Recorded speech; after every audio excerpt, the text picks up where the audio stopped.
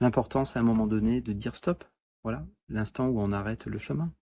À cet instant où on dit au revoir à des enseignants spirituels, si on en a suivi, ou au revoir à certaines vidéos qu'on prenait plaisir à regarder. Voilà, tout à sa place, mais à un moment donné, on reconnaît que c'est plus nécessaire. Et que continuer à lire des ouvrages ou continuer à regarder des satsangs ou autres ne fait que nourrir un chemin spirituel qui en réalité n'a jamais existé.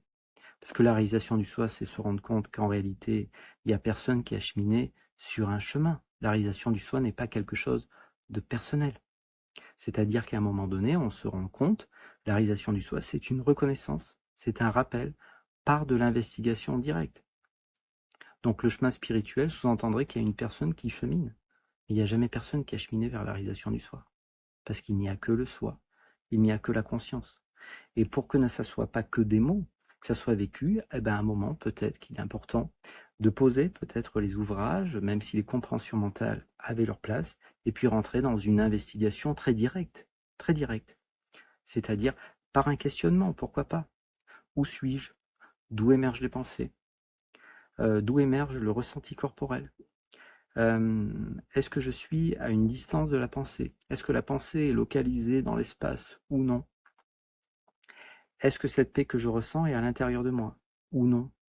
Où est moi? Voilà, tout ce genre de questions permet au mental de perdre pied. C'est très important que le mental soit reconnu comme un objet et non pas comme ce que je suis.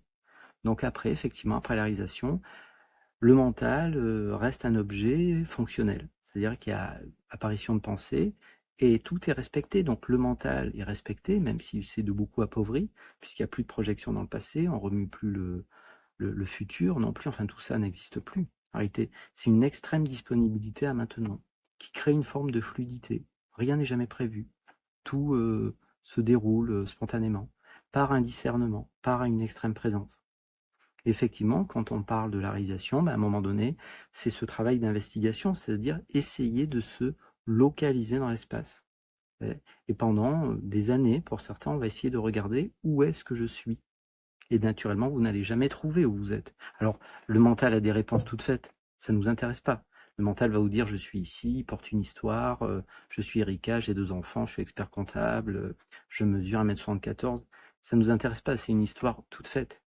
Ce qui nous intéresse, c'est pas la croyance. Ce qui nous intéresse, quand on parle de réalisation, c'est l'investigation directe. Une somme de pensées n'a jamais fait une personne. Voilà. Donc ne confondons pas le corps, qui est un miracle, qui a une vie propre. Je ne sais pas vous, mais moi je suis incapable de comprendre comment fonctionne un corps. Je ne peux que le respecter. Et je ne peux pas m'associer et dire que c'est moi parce que j'ai aucun contrôle dessus. Voilà. Donc c'est pareil, le mental a une vie propre, naturellement. Donc tout est respecté. Les besoins du corps sont respectés, les besoins du mental sont respectés, les besoins, pour le dire ainsi, émotionnels sont respectés, même si après la réalisation, il n'y a plus d'émotion, hein. L'émotion, c'est une contraction énergétique, ça a été libéré. Cette libération éteint le mental. Il n'y a plus de retour dans le passé, il n'y a plus de projection dans le futur. Il y a une extrême disponibilité à maintenant. On finit par tomber dans une forme de silence, quelque chose de totalement immobile. Et donc vous pourriez presque toujours être conscient, vous apparaissez comme un petit bonhomme avec un crâne rasé qui parle beaucoup, voire trop vite, mais ce que vous êtes ne parle pas, et silence, et non localisé dans l'espace. Et ça sert à rien de le dire, parce qu'il faut le vivre pour soi-même. Et donc après, on parle plus ou moins de vécu continu. Soit c'est assis, soit c'est posé, soit ça l'est pas. Et donc parfois, effectivement, on peut filer un petit coup de main, on peut se rendre disponible, encore une fois, pour ceux qui ont, voilà, pour ceux qui sont sur ce cheminement. Mais encore une fois, il n'y a personne qui a réalisé le soi. Puisque justement, la personnalité, c'est une histoire, cette histoire est en mouvement, elle se transforme tout le temps. Et ça procède d'un manque de discernement de vouloir défendre quelque chose dans un monde, il semblerait, où tout est en mouvement. Sur le plan manifesté, tout est en mouvement, tout se change tout le temps. Donc qu'est-ce que je peux défendre? Rien. Je ne peux que me laisser porter en étant dans ce rappel, dans cette connaissance de ce que je suis réellement au-delà de la forme. La forme évolue, change, tout se transforme. Les saisons passent, les températures évoluent, les pays se transforment, les frontières se transforment également. Tout est OK en fait, en réalité. Il y a cette acceptation du mouvement. depuis cette immobilité, depuis ce mystère, depuis le fait que vous ne savez pas où vous êtes. Et c'est ça qu'on recherche tous. Et donc, naturellement, après, encore une fois, vous respectez tout et vous respectez aussi, on pourrait dire, la vie manifestée, même s'il n'y a plus d'objet compensatoire, puisque naturellement, vous avez trouvé ce que vous recherchiez en vous-même, on va le dire ainsi. Donc, naturellement, tous les objets du monde ont perdu, dans un premier temps, de leur saveur. Puis après, il y a la réabsorption, où effectivement, on finit par se rendre compte, mais tout, absolument tout, c'est la conscience. Au-delà du nom et de la forme, c'est la conscience, qui est une. Voilà, on le dit comme ça. Donc après, effectivement, vous regoutez la vie, le sel de la vie, mais sans l'étiquetage mental. L'étiquetage mental peut être apposé aussi, ça peut faire partie de la vie. Et vous comprenez qu'il n'y a rien à toucher, que tout est parfait. Alors bien sûr, sur le plan manifesté, on n'a pas l'impression que tout est parfait.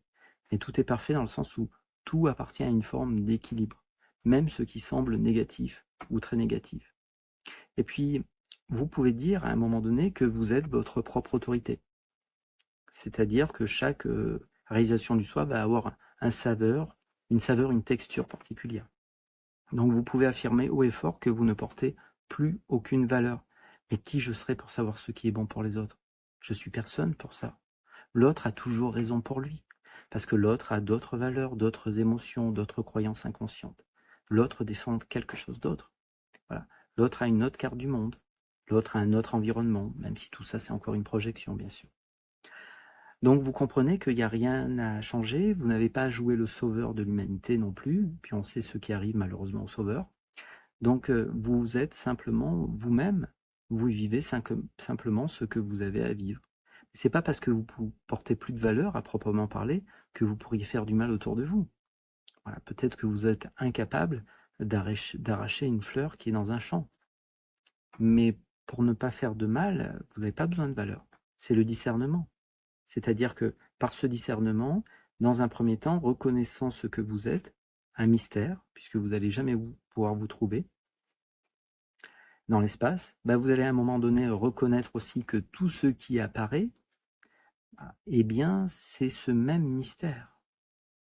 Donc on dit parfois, vous avez peut-être déjà entendu cette phrase, la vie prend soin de la vie. Et si vous commencez à prendre soin de vous, à reconnaître ce que vous êtes, pour le dire ainsi, mais naturellement, vous ne touchez presque à plus rien. Vous ne faites plus mal à l'environnement.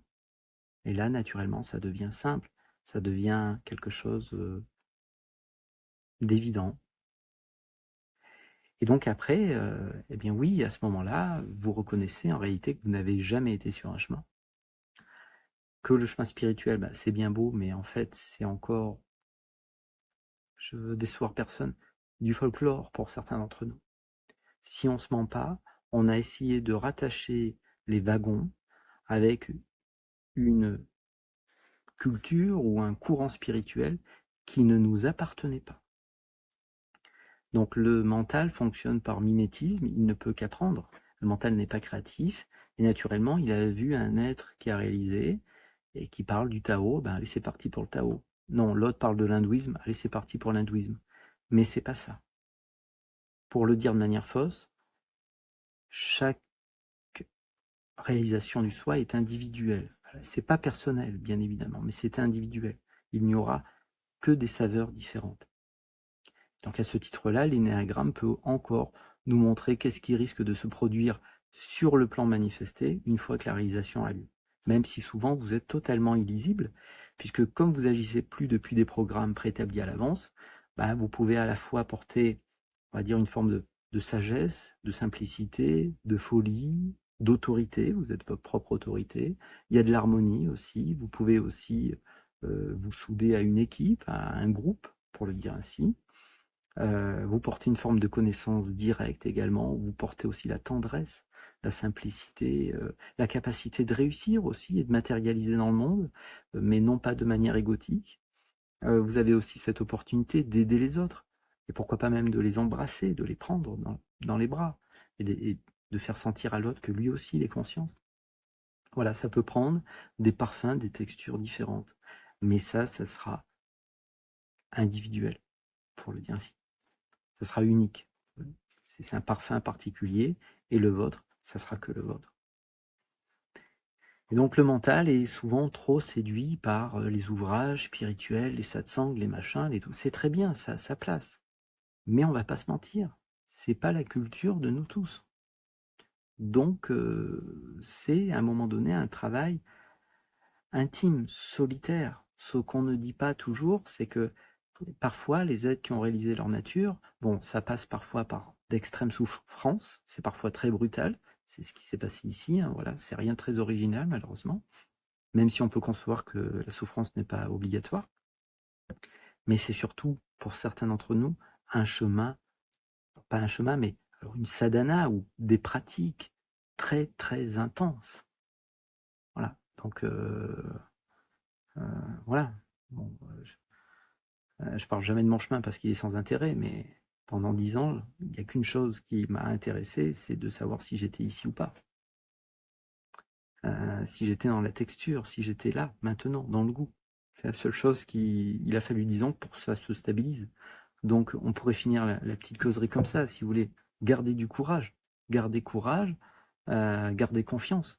Parce qu'effectivement, parfois, plus on prend le temps pour déballer un cadeau, et plus il y a une promesse derrière. Donc voilà, c'est vraiment se rendre compte que les choses peuvent pas être autrement. Voilà. Et que à un moment donné, on finit par cette disponibilité, par cette présence que nous sommes déjà, par appauvrir l'idée qu'on pourrait contrôler les choses, les manipuler, les changer. Non, les choses sont parfaites, c'est comme c'est ok. Peut-être. À bientôt, vous me trouverez si vous voulez, si vous voulez que je vous file un coup de main, c'est possible. Peut-être. À bientôt. Voilà. Au revoir.